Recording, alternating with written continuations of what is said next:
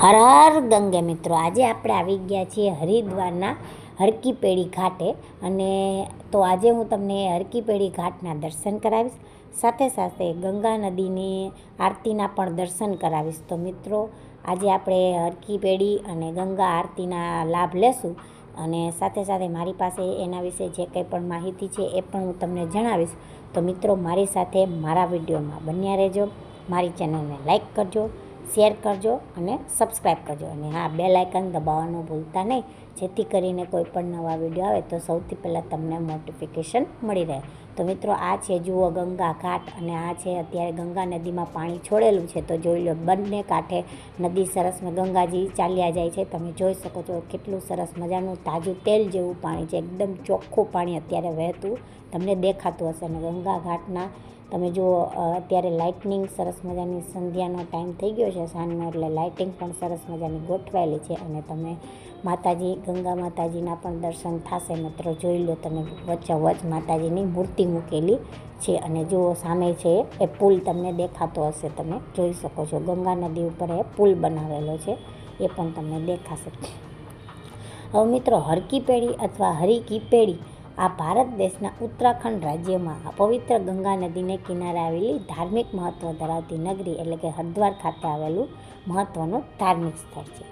હરકી પેઢીનો ભાવાર્થ હરિ એટલે કે વિષ્ણુ ભગવાનના ચરણ એવો કરવામાં આવ્યો છે.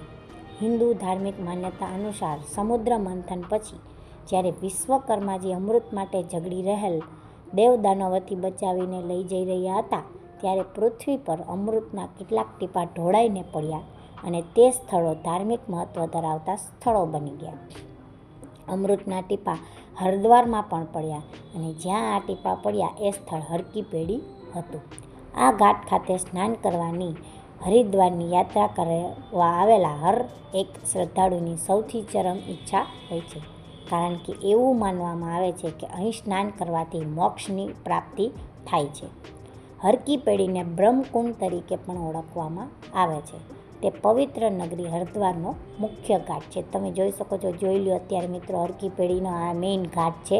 અને તમે જોઈ શકો છો, જો કેટલી સરસ મજાની લાઇટિંગ અત્યારે કરેલ છે, અને સરસ મજાનું સુંદર દ્રશ્ય. સામે ટાવર પણ દેખાય છે, દેખાતા હશે, અને માણસો પણ તમને સારા એવા પ્રમાણમાં અત્યારે ભીડ પણ તમને જોવા મળશે. થોડી વારમાં આપણને આરતીના પણ દર્શન થશે મિત્રો.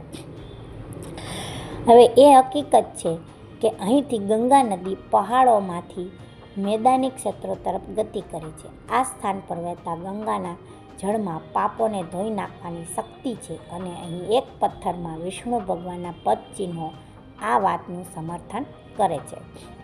આ ઘાટ ગંગા નદીની નહેરની પશ્ચિમી તટ પર સ્થિત છે, જ્યાંથી ગંગા નદી ઉત્તર દિશામાં વળી જાય છે. દરરોજ સાંજે સૂર્યાસ્તના સમયે સાધુ સંન્યાસીઓ ગંગા આરતી કરે છે. જોઈ લો મિત્રો, અત્યારે ગંગાજી, અત્યારે સરસ મજાનું પાણી તમે જોઈ રહ્યા છો. અને મિત્રો, લગભગ 6:15, 6:30ની આસપાસ સાંજના ટાઈમે આરતીના લાભ લેવાય છે. ગંગા આરતી 6:15 સ્ટાર્ટ થઈ જાય છે. મિત્રો તમે જોઈ શકો છો, અત્યારે બધા બેસી ગયા છે ગંગા આરતી કરવા માટે. લાઈનમાં બધા બેસી ગયા છે, અને શાંતિથી બધા બેઠા બેઠા ગંગા આરતીનો અત્યારે લાભ લઈ રહ્યા છે. તમે જોઈ લો, અત્યારે જો આરતી હવે સ્ટાર્ટ થઈ ગઈ છે, તમે જોઈ શકો છો.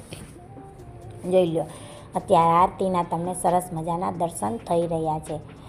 હર હર ગંગે અને જય મા ગંગેના નાદ સાથે અત્યારે મિત્રો આરતી અત્યારે ચાલુ થઈ ગઈ છે. અને લોકો જો લાઈનમાં બેસીને સરસ મજાની ગંગા આરતીનો લાભ લે. તમને પણ મિત્રો જો અત્યારે આરતીનો લાભો મળી રહ્યો છે. અત્યારે જે લોકો જ્યાં જઈ નથી શકતા એ લોકો વિડીયોમાં જોઈને પણ ગંગા આરતીના દર્શન કરે છે. જોઈ લો, તમે અત્યારે ગંગા આરતીના દર્શન કરી રહ્યા છો. જોઈ લો મિત્રો, કેટલી સરસ મજાની આરતી અત્યારે થઈ રહી છે. જોઈ લો મિત્રો, બધા બેસીને વિડીયો પણ એના ઉતારે છે, વિડીયો શૂટિંગ કરે છે, અને ગંગા આરતીનો લાભ લે છે. અને હર હર ગંગે, જય મા ગંગેના નાદ સાથે મિત્રો આરતી અત્યારે થાય છે, અને ગંગાજીની આરતી પણ બોલાય છે. જોઈ લો, બધા ઘાટે ગંગાજીની આરતી કરે છે, અને એટલા ભાવુક થઈ જાય છે મિત્રો પબ્લિક પણ, કે ગંગાજીના સ્નાન કરવાના સાથે સાથે આરતીનો પણ બહુ જ મહત્ત્વ છે. કે જે લોકો હરકી પેઢી આવે, હરિદ્વાર આવે, એ આરતી પણ અવશ્ય કરે છે. અને સાથે સાથે સ્નાન કરવાનું જેટલું જ મહત્ત્વ છે એટલું જ મિત્રો આરતીનું પણ ખૂબ જ મહત્ત્વ છે. એટલા માટે લોકો સાંજના 5 વાગ્યાથી લાઈનમાં બેસી જાય છે આરતી કરવા માટે, જગ્યાઓ ગોતી લે છે કે જેથી કરીને એ લોકોને સરસ મજાની આરતીનો લાભ મળે. તો જ્યારે પણ તમે મિત્રો હરિદ્વાર આવો ત્યારે હરકી પેઢીના ઘાટના સ્નાનનો અવશ્ય લાભ લેજો, સાથે સાથે આરતીનો પણ લાભ લેજો મિત્રો. ફરીથી મળીશું નવા વિડીયો સાથે. ત્યાં સુધી સૌને મારા જય શ્રી કૃષ્ણ. આવજો, ટાટા, બાય બાય. હર હર મહાદેવ, હર જય ગંગા મૈયા.